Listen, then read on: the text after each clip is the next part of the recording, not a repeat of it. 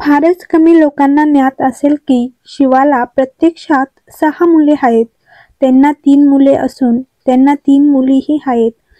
त्यांचे वर्णन शिवपुराणात सापडते. शिवाच्या 3 कन्या आहेत आणि त्यांचे नाव अशोक सुंदरी, ज्योती किंवा ज्वालामुखी देवी आणि देवी वासुकी किंवा मनसा असे आहेत. तिघी बहिणी आपल्या भावांप्रमाणे फार लोकप्रिय नाही, तर देशातील काही भागांमध्ये त्यांची पूजा केली जाते. यापैकी शिवची तिसरी कन्या म्हणजे वासुकी यांना पार्वती देवीची सावत्र कन्या मानलं जातं. मान्यता आहे की कार्तिकेय प्रमाणेच वासुकीला पार्वतीने जन्म दिला नव्हता. अशोक सुंदरी, महादेवाची मोठी मुलगी अशोक सुंदरी यांना देवी पार्वतीने आपलं एकाकीपणा दूर करण्यासाठी जन्म दिला होता. त्यांना मुलगी हवी होती. देवी पार्वती यांच्यासारखीच अशोक सुंदरी अत्यंत रूपवती होत्या, म्हणूनच त्यांच्या नावात सुंदरी असं आहे. त्याचवेळी अशोक नावात सामील होण्यामागील कारण त्या पार्वतीच्या एकाकीपणाचे दुःख दूर करण्यासाठी आल्या होत्या. अशोक सुंदरी यांची पूजा विशेष करून गुजरात राज्यात होते. अशोक सुंदरीबद्दल असेही म्हटले आहे की जेव्हा भगवान शिवाने गणरायाचे शिरच्छेद केले होते, तेव्हा त्या घाबरून मिठाच्या पोत्यात लपून बसल्या होत्या. यामुळे त्यांना मिठाच्या महत्त्वाशी संबंधित असल्याचे देखील म्हणतात. ज्योती. शिवाच्या दुसऱ्या मुलीचं नाव ज्योती असे आहे आणि त्यांच्या जन्माविषयी 2 कथा प्रचलित आहे.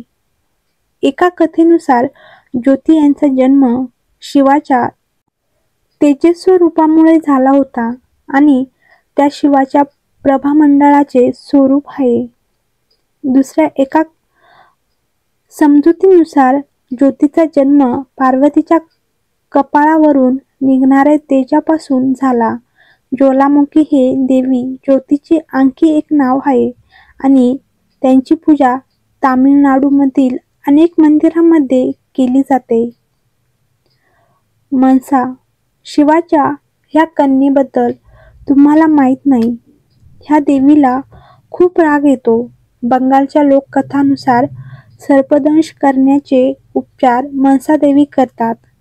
त्यांचा जन्म तेव्हा झाला होता जेव्हा शिवाचे वीर्य कद्रू, ज्यांना सापाची आई म्हणतात, त्यांच्या प्रतिमेला स्पर्श झाला होता, म्हणून त्यांना शिवपुत्री म्हणतात. परंतु पार्वतीची नव्हे, म्हणजेच कार्तिकेय सारख्या पार्वतीच्या गर्भाशयातून मनसा जन्माला आल्या नाही. असे म्हटले जाते की मनसाचे नावही वासुकी असे आहे आणि तिचे वडील सावत्र आई आणि नवऱ्याद्वारे उपेक्षित असल्यामुळे त्या स्वभावाने खूप रागीट आहे. सामान्यतः कोणत्याही मूर्ती व चित्राशिवाय त्यांची पूजा केली जाते. त्या जागी झाडाची फांदी, मातीची भांडी किंवा मातीचा साप बनवून त्यांची पूजा केली जाते. चिकनपॉक्स किंवा सर्पदंशापासून वाचण्यासाठी त्यांची पूजा केली जाते. बंगालच्या अनेक मंदिरात त्यांची विधिवत पूजा केली जाते. जरी अनेकांना शिवकन्यांबद्दल माहिती नसली तरी पुराणात त्यांचा उल्लेख बऱ्याच ठिकाणी आढळतो. तुम्हाला व्हिडिओ आवडला असल्यास लाईक करा, शेअर करा आणि चॅनलला सबस्क्राईब